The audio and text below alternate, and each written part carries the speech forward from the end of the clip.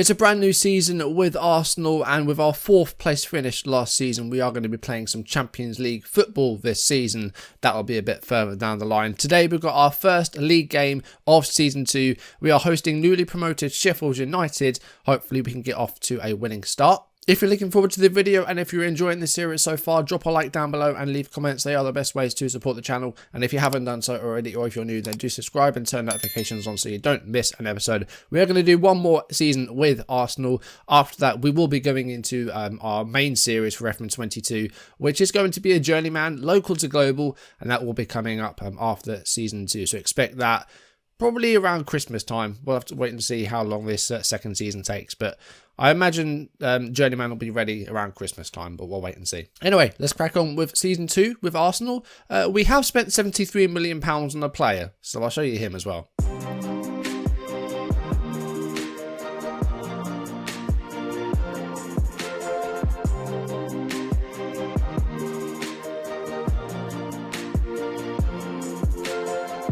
Welcome back to the channel. My name is a-bomb. Welcome back to Football Manager 2022 and the Arsenal series, kicking off season 2 today with our home game against Sheffield United, who won the championship. Of course, last episode we finished in 4th place. Our last 4 matches ended unbeaten. We edged a win against Watford at home and they got relegated. And then at Man City we somehow got away with a point as we held them to a 0-0 draw. And Chelsea losing to Brighton on the penultimate day meant that we did finish 4th, meaning we're going to be playing Champions League football this season. So I think we'll probably see a draw for that next episode and see who we get in our Champions League group. But today, first league game of the new season, Washington Sheffield United. But first of all, let's go through transfers. And thus far, we've made £37 million in sales. First of which is Cedric, who spent last season on loan at Brighton and Hove Albion. And he's now joined permanently for £6.5 million. He played 15 times for them last year. And the loan deal was with a view to make it permanent. It was a mandatory future fee, so he was always going to go to Brighton. And we got £6.5 million there. Hector Bellerin spent last season on loan at Real Betis. He's now gone to Barcelona for £20 million. I think that's a decent chunk of money for Bellerin. He would have been earning £110,000 when he got back as well. So I think that's a good thing to get that off the wage bill. And he's actually taken a bit of a cut to join Barcelona. You know the financial troubles they've been in. So for them to, only be paying this guy 77k, I think that's pretty good going for them as well. So I think it's a good deal for both teams. Konstantinos Mavropanos has been on loan at Stuttgart for the past couple of seasons. He's now joined permanently with Almeria in Spain, and we've got £4 million for him. Hasn't played for Arsenal too much, only played 7 league games in the time that he's been here, and I think £4 million is not too bad for a player that was never really going to be good enough for Arsenal, I don't think. Although he's got some good attributes, like he's very strong and he's good in the air, but I didn't really have a use for him, so we've got some money for him. We've also seen Runarsson, the goalkeeper, join West Ham. Just £1.7 million for him. Player that Arsenal only signed in 2020. 27 years old, was never really going to challenge Leno or Ramsdale, so we've let him go. Daniel Ballard, I'd never heard of, honestly. He's a 22-year-old centre-back from Northern Ireland. He's joined Benevento on a permanent deal. £2.9 million for him. He's an academy graduate. Spent last season on loan at Millwall. Did pretty well there. But he's gone to Serie A permanently, Benevento. Rob Holding has joined Brighton on a season-long loan and will be leaving permanently for £10 million at the end of the season. They're paying most of his wages. We've still got to pay £8,000 per week. So we've got, most of the wage bill off there. And yeah, I was never really going to use him. I was looking for a permanent deal, but the fees just weren't high enough. Like, I agreed a bid of, I think it was 13 million for him, and the board blocked it, saying it wasn't enough. So I couldn't really, no one was bidding more than that. So I've had to let him go on loan, and then we'll lose him for 10 million at the end of the season. Pablo Mari is a player that I'm trying to let go. I've offered him out to some clubs. Some clubs have made some offers, but he's turned down contracts. He's not really cooperating. He's taken the Lacazette route of, I don't really want to help. I just want to play wherever I play. So he's not really being very helpful, but a few teams are interested in Murray. And, I initially was trying to let him go for like 12, 13 million. That's dropped to like 7.8. So, yeah, no one... But Murray's not really being very helpful. We have got a huge squad because we've had so many players come back from loan as well. Some guys I'm going to try and use, like Saliba. We've got Torreira and Guendouzi as well. So I need to try and work out which of these players we want to cash in on, which ones we want to try and make use of, because this squad is probably I probably can't make any more additions to this squad. At the moment I can't, because I'm overspending a lot on my wages because of all the players that have come back. So I need to try and trim some wage bill because I'm not being allowed to move any transfer budget into it. So at the moment, I think we're overspending by like 130 grand a week. That's mainly because of this guy. Alexander Isaacs joined from Real Sociedad. £73 million. It's an awful lot of money, probably too much, but I let the board deal with this one because I was trying to go the route of about, £50 million, and Sociedad were coming in like 90. So I let the board deal with it, and they just straight up gave him £73 million. No monthly installments, just lump sum, £73 million. So I didn't really want to do that. I probably could have done it for about the same fee and maybe gone 30 and then like 40 over the next 3 years. That's what I would have done, but I'm not the board. He's also earning £145,000 a week, which it's not a massive wage. I was expecting like 200k, but Alexander Isaacs in. So that gives us a bit of a choice into what we do with our strikers. We've got Aubameyang, we've got Barbosa, who we signed last season, and we've got Isaac. So there is an opportunity maybe to play 3 strikers, which I've never really done in Football Manager. That's definitely an option we can take. Or maybe 2 strikers with Aubameyang as that left-sided like inverted winger or inside forward. We can definitely play around with this with the formation and see if we can make use of those 3 players and get the best out of them. Because Barbosa did well last season. I think he got 26 in all competitions. But he did have a bit of a poor end of season. I think he only got 1 goal in 10. So hopefully we get some better performances from him. And honestly, if anyone else makes offers for my players, I'll probably just accept it. Reece Nelson is actually wanted by Man City, who bid, I think it was in the 20s, and something like 20 million-ish. If they have like a total bid of like 40 million, I wouldn't be opposed to letting him go. I was thinking of using him because he played well for Feyenoord last season. But, I've set an asking price for 40 million. If Man City meet that, wouldn't be opposed to letting him go. We've also got Nicola Pepe wanted by Leicester. It was £72 million that Arsenal paid, which was a lot of money. But 50, 60 million, I'd be happy to let him go for that. We'll wait and see if Leicester come in for a bid.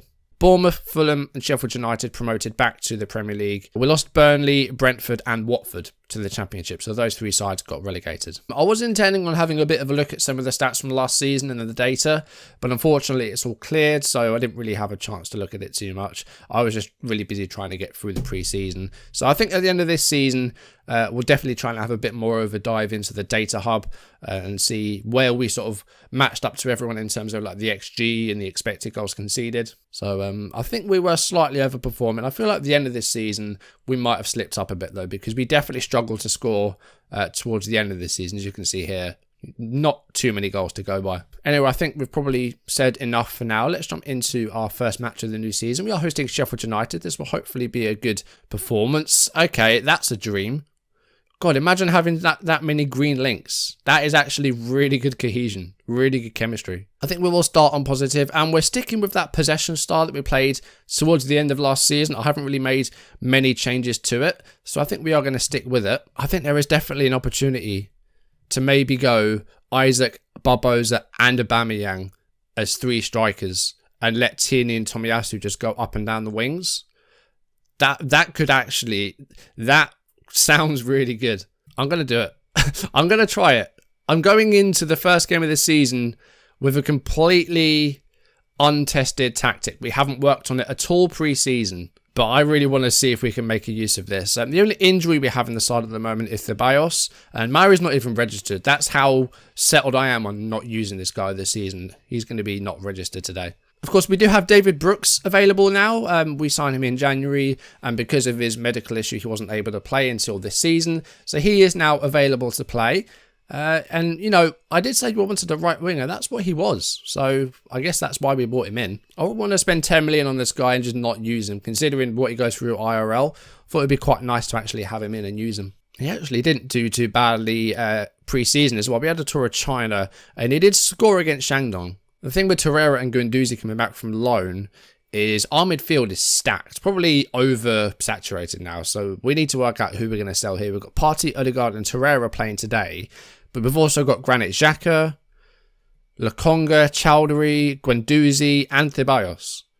Is that too many midfielders? I think it might be. So we need to work out who's going to go there. We've still got about a month before the window closes, so we can maybe use this month to work out who stays and who goes. But we'll go with this threesome today, Torreira, Partey and Odegaard. And we are strong favourites here against Sheffield United, so this will hopefully be a nice win. Team cohesion it's okay. We've had a lot of unhappy players because we tried to offer Saka a new deal, which he turned down. And also Gabriel was looking for a new deal. He wants to be like an important player, and I'm trying to go first team, but he's not liking that. And the players think we should be offering them deals, and we are offering them deals, but unfortunately they're not actually accepting those deals, and that's what's making the players upset. And here we go with the first game of the second Premier League season, the 2022-23 season. Masopust is playing for Sheffield United. Who's in charge of them at the moment, actually? Djukanovic is the manager of Sheffield United. Let's actually have a look at the manager movements from last season, if we can. I think last time we looked at this, David Moyes was sacked by West Ham, and they brought in Vladimir Petkovic. Bournemouth managed by Scott Parker, who has come there from Fulham, and Fulham are managed by Marco Silva, the former Watford and Everton manager. So United bought Masopust from Slavia Prague. They've also got Robin Olsen, the goalkeeper, Kamara from Salzburg, and a player from Brazil, it looks like. Of course, we have our £73 million man up front, and here we are on the ball with Tomiyasu, who had a good season last year, one of our most consistent players, I think, last season, and we're keeping the ball well here. Here's Tomiyasu, 5 minutes in. Could be a chance to create something here if he can put this cross in. He can, and Isaac on his first appearance heads over. Torreira on his first appearance after his return from loan. I think him and Guendouzi do look like good players. But, you know, I need to work out which one, who in these midfielders need to stay and who needs to go. Tierney coming forward with a cross. Isaac with another header, but that one, again, just over. But we're doing well. The cross is looking good. But we haven't managed to get the ball on target yet. Torreira, Sheffield United sitting very deep here. 10 players behind the ball. And you can see the number 7 there, Ryan Brewster, on his own up top. Tomiyasu's cross is blocked. We get a corner, which we don't get to see. But we've got 60% of the ball. Good to see us actually having possession. We didn't really see that too often last year. But yeah, yet to hit the target so far. I just wonder if the 3 strikers are maybe getting in the way of each other. But hopefully that's not the case. Tierney to Odegaard. This is looking better, and that's a good cross, and Isaac again gets the header, but it's not on target. That's 3 times he's headed the ball over the bar. Odegaard with a free kick here, and it's a good one, but Robin Olsen saves it. Tierney. Good ball for Gabriel Barbosa, playing as that sort of supportive forward at the moment. That's a good cross, and this time Isaac does get the header on target, but Olsen's equal to it. I'm releasing too much from Aubameyang so far in this first half. Corner with Odegaard. Headed away by O'Connell. Torreira gets the ball back, and here is Aubameyang. And here's Odegaard. And Odegaard goes for a goal, but again, Olsen saves it. Barbosa keeps the ball in. And it's now with Sander Berg, but he gives it straight back to Kieran Tierney. And Tierney's cross is blocked, and here's Masopust, and now Sheffield United do get it clear. Torreira, though, chases it down. And we are all over Sheffield United. It's been a dominant first half. We just haven't managed to score a goal yet. Aubameyang pulls it back for Tomiyasu. And again, a big clearance there by O'Connell. It's just a matter of time before we score, surely. We've been really good going forward. We just haven't got that end product. And we're going a half-time goalless. We will get there eventually. The goal will come. You know, we've done well defensively. We haven't really had too much to do defensively. I think Aubameyang maybe in the middle as a poacher to try and get on the end of some stuff might be a good thing to have. And then Isaac as the complete forward on the right. We'll try that. Again, we're still sort of messing around with this. I had a good system that was playing pre-season. I've completely scrapped that and gone 3 strikers up top. So, I mean, I want to try and make the use of these strikers. We've bought Barbosa and Isaac this series. And to not use one of them would be pretty criminal, wouldn't it? Especially considering the money we spent. How much was Barbosa in the end? Was it like 30 million? Imagine spending 100 million on strikers and not using one of them. Gabriel heads the ball away. Isaac comes deep to collect that. Some really good work there. And here's Aubameyang. And he's been brought down by Sander Berg, who's going to get a caution. Tierney with a throw to Isaac. Here's Odegaard. Tomiyasu. Isaac! Oh, and again, Olsen makes a good save. Corner, 50th minute with Odegaard. Sander Berg heads it forward. Torreira, back to Martin Odegaard. Got lots of time to find a cross here. It's a good cross. Isaac again with a header, but just gets it a bit wrong again. Ramsdale's back in goal. I didn't really think about my goalkeeper too much. I just quick picked and then moved a few bits around. But Ramsdale and Leno will still be competing for that, first choice goalkeeper spot. And I think we will rotate them. Aubameyang with a header over. 59th minute. Tierney with a throw to Odegaard. That's a good cross. And this time Isaac. Oh, it's hit the post. How have we not scored yet? I'm going to go attacking because I can't believe we haven't scored yet. And if we don't, I ain't going to be happy. 75 minutes. Still 0-0.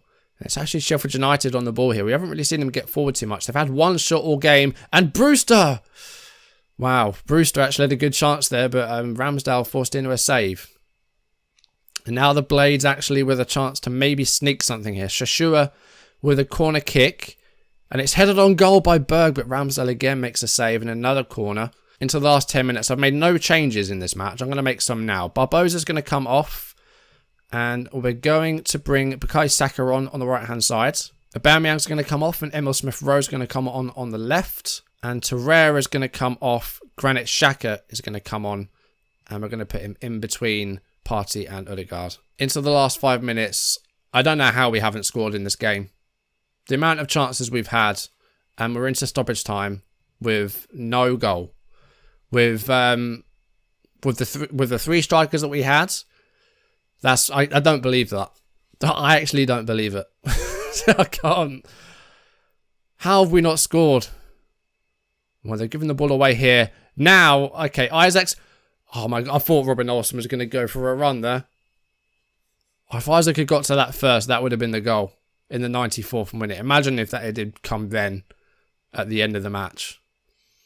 Okay, maybe one more chance here with Xhaka and to Saka.